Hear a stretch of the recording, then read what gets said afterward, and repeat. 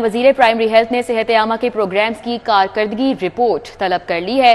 ख्वाजा इमरान नजीर की 2 रोज में सेहत आमा प्रोग्राम्स की रिपोर्ट पेश करने की हिदायत भी सामने आई है। इस हवाले से भी आपको बताएं, अभी आपको आगाह करते चलें कि पंजाब असम्बली में अपोजिशन का शोर शराबा, स्पीकर डाइस का घेराव किया गया। अरकान के हुक्मरान जमात के खिलाफ शेम शेम के नारे, जबकि स्पीकर मलिक मोहम्मद अहमद खान ने मखसूस नशिस्तों पर कामयाब 21 खवातीन से हल्फ लिया। आपको आगाह करते चलें कि पंजाब असम्बली की मखसूस नशिस्तों पर 24 नौमंतखब अरकान ने हल्फ उठा लिया। हल्फ उठाने के दौरान ऐवान में अपोजिशन अरकान की शदीद हंगामा आई। स्पीकर डाइस का घेराव करके शोर शराबा किया। ऐवान में पीपल्स पार्टी के पार्लिमानी लीडर सैयद अली हैदर गिलानी की जानिब से जुल्फिकार भुट्टो को शहीद और कौमी हीरो करार देने की करारदाद पेश की गई, जो पंजाब असम्बली ने अक्सरियत राय से मंजूर कर ली है। आपको एक बार फिर बताते चलें कि पंजाब असम्बली की मखसूस नशिस्तों पर 24 नौमंतखब अरकान ने हल्फ उठा लिया है। हल्फ उठाने के दौरान ऐवान में अपोजिशन अरकान की शदीद हंगामा आई। स्पीकर डाइस का घेराव करके शोर शराबा भी किया गया। पंजाब असम्बली की मखसूस नशिस्तों पर 24 नौमंतखब अरकान ने हल्फ उठा लिया है। हल्फ उठाने के दौरान ऐवान में अपोजिशन अरकान की शदीद हंगामा राय भी देखने में आई, जबकि स्पीकर डाइस का घेराव भी किया गया, शोर शराबा किया गया। ऐवान में पीपल्स पार्टी के पार्लिमानी लीडर सैयद अली हैदर गिलानी की जानिब से जुल्फिकार अली भुट्टो को शहीद और कौमी हीरो करार देने की करारदाद पेश की गई, जो कि पंजाब असम्बली ने कसरत राय से मंजूर कर ली है। वज़ीर प्राइमरी हेल्थ ने सेहत आमा के प्रोग्राम्स की कारकर्दगी रिपोर्ट तलब कर ली है। ख्वाजा इमरान नजीर की 2 रोज में सेहत आमा प्रोग्राम्स की रिपोर्ट पेश करने की हिदायत। माँ बच्चा सेहत प्रोग्राम, हिफाजती टीकों के प्रोग्राम की रिपोर्ट तलब की गई है। Senior health reporter Zahid Chaudhry हमारे साथ है, मजीद डिटेल्स उनसे जानेंगे। जी जाहिद चौधरी। सूबाई वजीर primary and secondary health Khwaja Imran Nazir की जानिब से सेहत आमा के तमाम जो प्रोग्राम्स हैं उनकी कारकर्दगी रिपोर्ट तलब कर ली गई है। महकमा प्राइमरी एंड सेकेंडरी हेल्थ के हुकाम को यह हदायत की गई है कि 2 रोज़ के दौरान तमाम जो सेहत आमा के प्रोग्राम्स हैं, जो वर्टिकल प्रोग्राम्स हैं, उनकी जो है वो कारकर्दगी की मुकम्मल रिपोर्ट जो है वो दी जाए। इस हवाले से जो सूबाई वज़ीर primary and secondary health Khwaja Imran Nazir की जानिब से जो हदायत की गई हैं उसके मुताबिक माँ बच्चा सेहत प्रोग्राम जो IRMNCH, इसके अलावा जो EPI प्रोग्राम है, बच्चों को हिफाजती टीके लगाने का प्रोग्राम, उसकी जो है वो कारकर्दगी के हवाले से रिपोर्ट तलब की गई है। जबकि AIDS control programme, TB control programme, इसके अलावा जो है वो hepatitis control programme, non communicable disease जिसमें ब्लड प्रेशर, शुगर और दीगर अमराज शामिल हैं, जबकि वबाई अमराज की रोकथाम का जो प्रोग्राम है जो CDC, उसकी जो कारकर्दगी है उसके हवाले से रिपोर्ट तलब की गई है। और ये हिदायत की गई है कि इन तमाम सेहत आमा के प्रोग्राम्स के ऊपर सालाना कितना बजट खर्च हो रहा है, इनके गोल्स क्या हैं और उस जो टारगेट इनको दिए गए हैं इन वर्टिकल प्रोग्राम्स को, उसमें कितनी अचीवमेंट हो सकी है। इन प्रोग्राम्स के जो सरबरा हैं वो जो है वो किन प्रोग्राम्स के सरबरा जो है वो ऑन मेरिट हैं और वो अपने ग्रेड के मुताबिक जो है वो उनके जो मेरिट के ऊपर तकर्री है वो की गई है, और किन प्रोग्राम्स के सरबरा इस वक्त मौजूद नहीं है। ये तमाम तर तफसीलात जो हैं वो 2 रोज़ में मांगी गई हैं, ताकि सेहत आमा के इन प्रोग्राम्स की कारकर्दगी को बेहतर करने के हवाले से कोई मौसर जो एक जामिया लाया अमल है वो जो है वो बरत सके। Senior health reporter Zahid Chaudhry हमें अपडेट कर रहे थे, आपका बहुत शुक्रिया।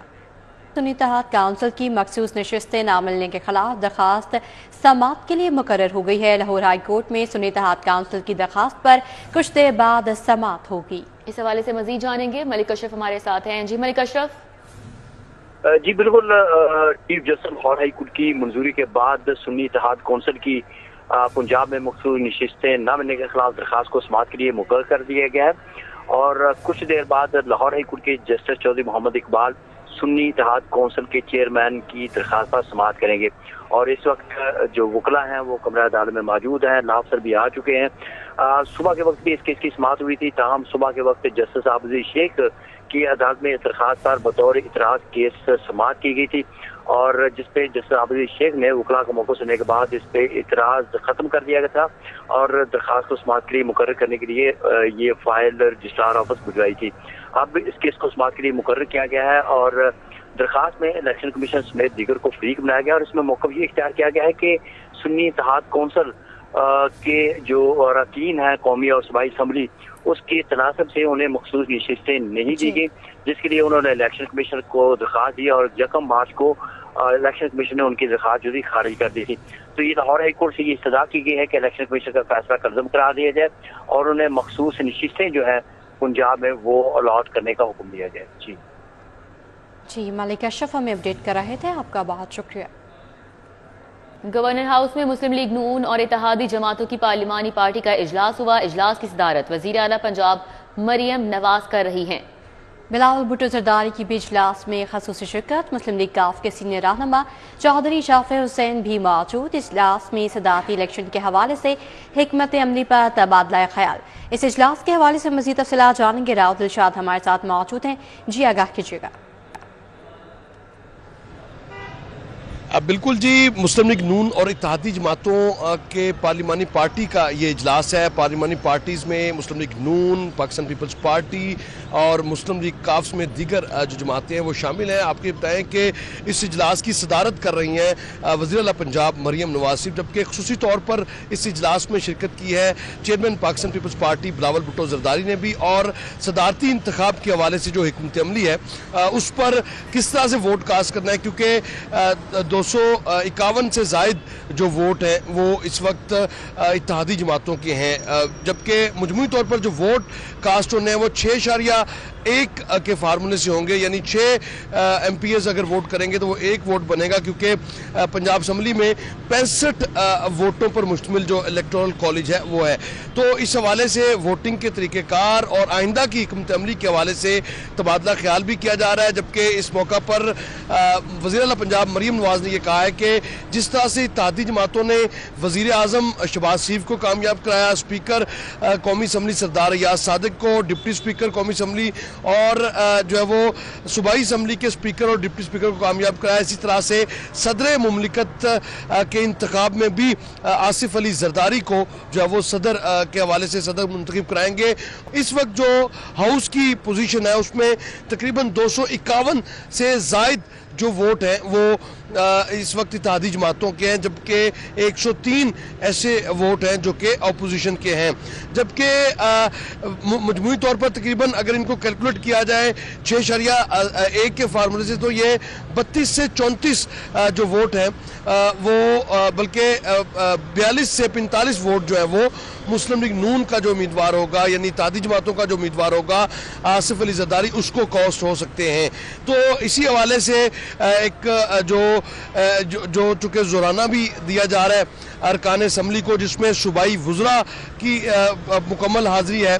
अरकान सूबाई असम्बली जिनका ताल्लुक खास तौर पर लाहौर से है वो भी हाजिर है। जबकि जो ही इजलास पंजाब असम्बली का ख़त्म हुआ तो इधर जो है वो गवर्नर हाउस में चूँकि इजलास तलब किया जा चुका था, तो तमाम जो अरकान असम्बली हैं मुस्लिम लीग नून, पीपल्स पार्टी, मुस्लिम लीग काफ और IPP के वो यहाँ पर पहुँचे हैं। तो इजलास से खिताब करते हुए वज़ीर आला पंजाब मरियम नवाज ने यह भी कहा है कि जिस तरह से अब इत्तेहादी हुकूमत की वजह से निगहबान रमज़ान पैकेज जो है वो उसको कामयाब बनाया जा रहा है। पाकिस्तान की तारीख में पहली मरतबा जो दहलीज तक, मुस्तहिक अफराद की दहलीज तक जो राशन बैग्स हैं वो पहुँचाए जा रहे हैं। इसी तरह से दीगर जो इकदाम हैं वो भी मिलकर कर रहे हैं। तो न सिर्फ सूबे के अवाम को खुशहाली की तरफ गामजन करेंगे, बल्कि इत्तेहादी हुकूमत मरकज़ में भी जो है वो पाकिस्तान के अवाम को खुशहाली की और पाकिस्तान को मुआशी मसाइल से जो है वो निजात दिलाएगी। जी राव दिलशाद हमें अपडेट कर रहे थे कि गवर्नर हाउस में मुस्लिम लीग नून और इत्तेहादी जमातों की पार्लिमानी पार्टी का इजलास जारी है। इजलास की सदारत वज़ीर आला पंजाब मरियम नवाज कर रही हैं। राव दिलशाद, अपडेट के लिए आपका बहुत शुक्रिया। वफाकी हुकूमत की जानिब से कैदियों की सजाओं में बड़ा रिलीफ। वज़ीर आज़म शहबाज शरीफ की तजवीज़ पर कैदियों की सजाओं में 2 साल तक मुआफ़ी का ऐलान किया गया है। सदर पाकिस्तान ने पंजाब समेत मुल्क भर के कैदियों की सजा में कमी का नोटिफिकेशन जारी कर दिया है। 2 साल सजा याफ्ता या बाकी सजा 2 साल वाले कैदी खातीन और हजरात को फायदा होगा। कैदियों को सजा की मुआफ़ी आईन पाकिस्तान 1973 के आर्टिकल 45 के तहत मिलेगी। कुछ कैटेगरी के अलावा सजा मुआफ़ी का इतलाक तमाम कैदियों पर होगा। 65 साल या उससे ज़्यादा उम्र के कैदियों को फ़ायदा होगा। अपनी सजा का 1/3 हिस्सा काटने वाले कैदियों पर इतलाक होगा। हमरा बच्चे रखने वाली खातीन कैदियों को भी सजा मुआफ़ी का फ़ायदा होगा। 18 साल से कम उम्र नाबालिग 1/3 सजा काटने वालों को भी मुआफ़ी होगी। दहशतगर्दी, जना, डकैती, अगवा, रियासत मुखालिफ सरगर्मियों के मुजरिम शामिल नहीं होंगे। माली ख़ाबन, कौमी खजाने को नुकसान पहुँचाने वाले कैदियों पर भी मुआफ़ी का इतलाक नहीं होगा। सजा मुआफ़ी का ऐलान सुनकर कैदियों में खुशी की लहर दौड़ गई। आज जेल खाना जात फारूक नज़ीर ने ऐसा बताया। आपको आगाह कर रहे हैं, वफाकी हुकूमत की जानिब से कैदियों की सजाओं में बड़ा रिलीफ दिया गया है और वजीर आजम शहबाज शरीफ की तजवीज़ पर कैदियों की सजाओं में 2 साल तक मुआफ़ी का ऐलान किया। सदर पाकिस्तान ने पंजाब समेत मुल्क भर के कैदियों में कमी का नोटिफिकेशन जारी कर दिया है। 2 साल सजा याफ्ता या बाकी सजा 2 साल वाले कैदी खवातीन हजरात को फायदा होगा। कैदियों को सजा की मुआफ़ी आईन पाकिस्तान 1973 के आर्टिकल 45 के तहत मिलेगी, जबकि कुछ कैटेगरीज के अलावा सजा मुआफ़ी का इतलाक तमाम कैदियों पर होने वाला है। 65 साल या इससे जायद उम्र के कैदियों को भी फायदा होगा। अपनी सजा का 1/3 हिस्सा काटने वाले कैदियों पर इतलाक होगा।